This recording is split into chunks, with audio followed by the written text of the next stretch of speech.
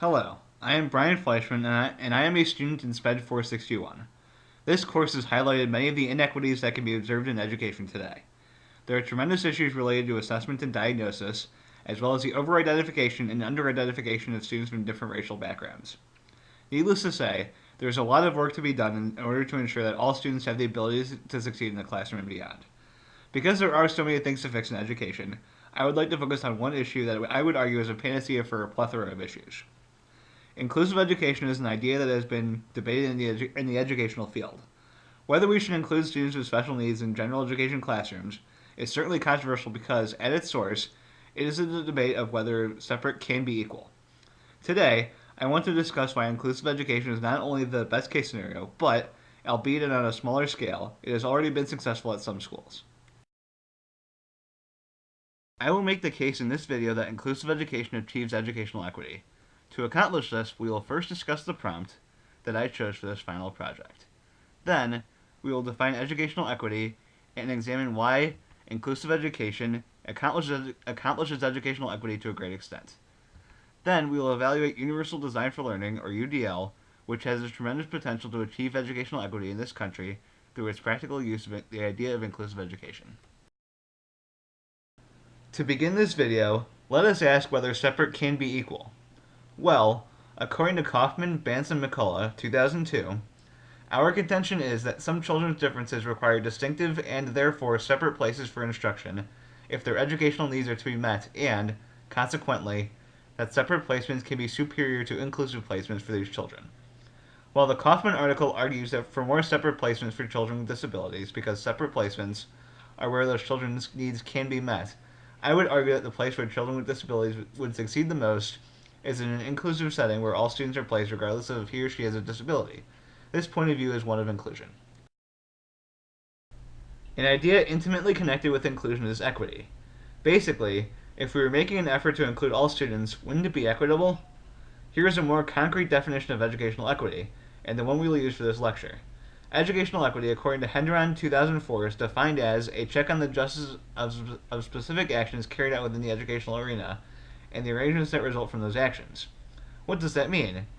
For the purposes of this assignment, educational equity determines whether all students are placed in environments where they are best positioned to succeed. That would be educational equity done well. Educational equity not done well, then, would mean that those students are not positioned in a place to succeed as a result of educational policy. Now, we will define inclusive education since it has not been done yet. According to Florian 2008, it is, in essence, the notion that all schools should provide for all students, despite any differences they have, including how they learn, how they speak, how they look, and others. Inclusive education is also a way for students to be on as level a playing field as possible. Inclusive education is certainly an example of educational equity because it creates the same basic opportunity for academic success for all students. Since all students are in the same classroom, it can be argued that inclusive education is a tangible method for achieving educational equity. Now that we have discussed what inclusive education is, we can examine what makes inclusive education good, and then what makes it not so good. The first benefit of inclusive education we will discuss is that it mitigates the stigmatization surrounding disability.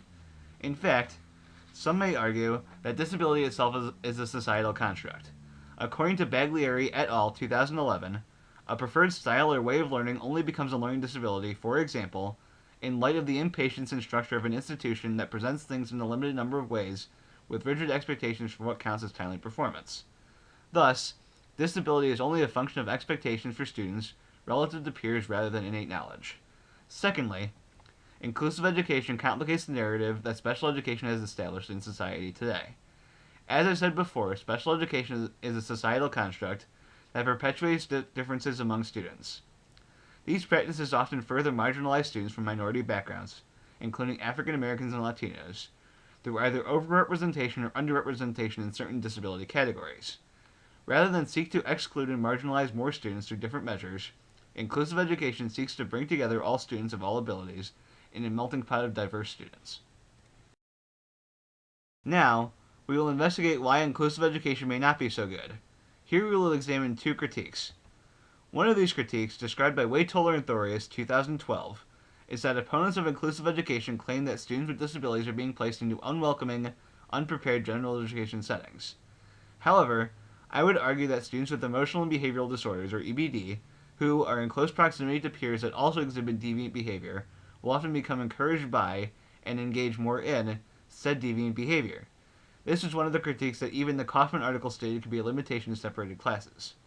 The second critique we will discuss is that inclusive education can potentially limit the quality of instruction for children with disabilities, specifically those with EBD. One of the staples of the Kaufman article is that general education is not enough for students with behavioral issues. However, the special classroom from this study could be replicated in an inclusive classroom. Many of the interventions discussed in the article, such as behavioral plans, can be replicated in a general education classroom with similar efficacy. Although both of these critiques and others are valid, there are significant advantages to implementing inclusive education practices. It gives all students the same opportunity to demonstrate their knowledge in their own way, rather than in a prescribed manner as it is today. Next, I would like to discuss why inclusive education has not been so widely implemented already. First of all, there is a growing narrative that things are working okay now. You know what they say, if it's not broke, don't fix it? Well, that may be used to rationalize keeping the status quo. According to federal data as well as Taylor and McCart 2014, more students under the Individuals with Disabilities Education Act, or IDEA, now spend at least 80% of their time in the general education classroom. However, Taylor and McCart argue that these data are skewed. There is a larger amount of students who do not need intensive supports in the classroom. Thus, these students are placed primarily in general education classrooms. But these are not the students who need intensive interventions the most. Rather, in today's climate, the learning gap between students who do not have disabilities and those who do is growing because the students who need supports are inevitably being left behind, despite data indicating that now, more than ever, students are being placed in general education classrooms. Not only does this mean that there are educational inequities today, it also means that we can do something about it. Universal design for learning, which we will discuss next, can be used as an effective solution to this increasingly growing gap between students who do not have disabilities and those who do, and thus is a realistic approach to achieving educational equity in schools today. What is Universal Design for Learning, or UDL?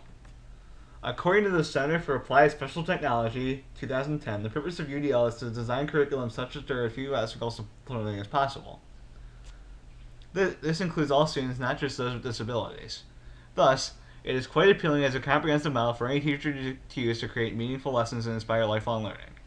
UDL tailors to all students' needs by making it universal, meaning that any student can access the material, and also utilizes the broad diversity of student learning to maximize the opportunities for students to succeed. Further, the curriculum is designed with all learning needs in mind. In this sense, UDL allows students to access the material in different ways, then show their knowledge of the material in different ways, and offer options that engage students in the manner that is most effective for them. Finally, UDL forces teachers to think outside of the box in order to develop effective and meaningful lesson plans and foster real learning instead of memorization for tests. Through the lens of educational equity, students are being given supports necessary to succeed using their own way of thinking. Educational equity was defined as a check on whether policy led to the most student success. UDL would allow all students to access the material through different unique methods of instruction. How did UDL come to fruition in the first place? According to Hitchcock et al. 2002, the principles of UDL came from architecture, specifically universal design. This meant that buildings became accessible and the blueprints for buildings themselves incorporated the idea of being able to serve anyone who enters the building. Thus, universal design in architecture would achieve equity for the individuals that could not access those buildings previously.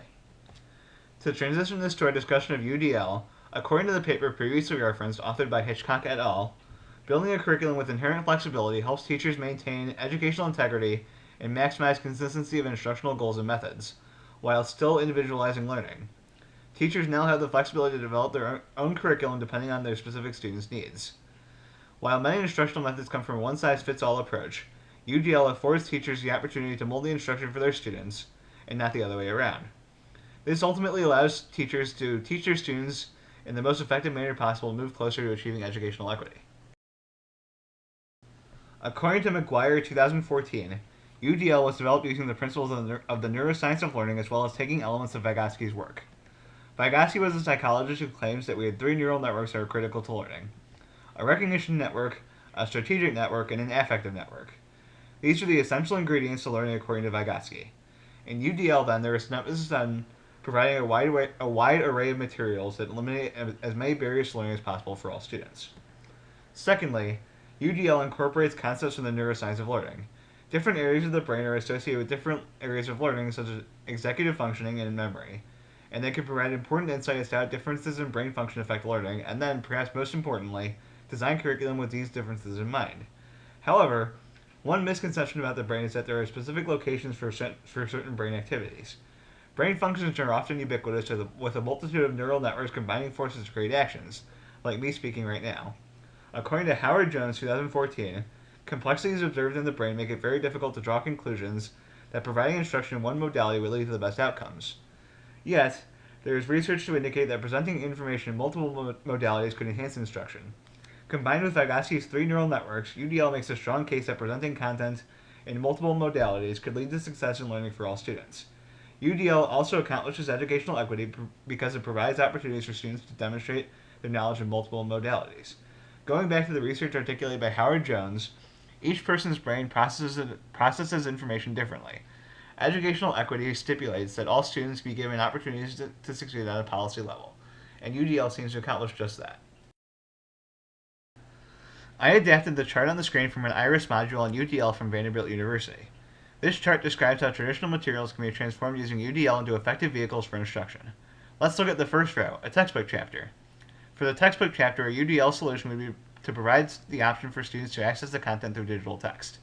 This would allow the student to manipulate the text on the screen or convert the text to speech.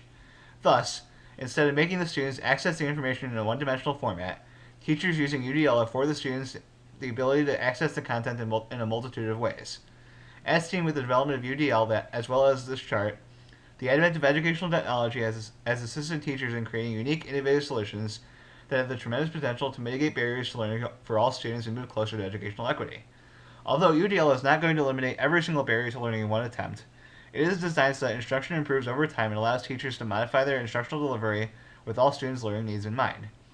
While UDL is, of course, not a perfect model for educators to use, it is a blueprint from which to move closer to educational equity for all students. Moving forward, implementing UDL could help mitigate many of the educational issues seen in America today. So let us review what we have accomplished in this video lecture. First, we discussed the Kaufman article and how it called for separate classes over inclusion. Then, we examined the idea of educational equity and how our society has not achieved it, and also the idea of inclusive education, which, although controversial, holds the key for unlocking the virtues of educational equity. Then we discussed how UDL would achieve educational equity in America today. Overall, I hope you all learned a substantive amount about the direction I believe education in general should go in the future. I thank you very much for listening to this video lecture. I hope you found it interesting. There's a full list of references I used for this project on the following slides.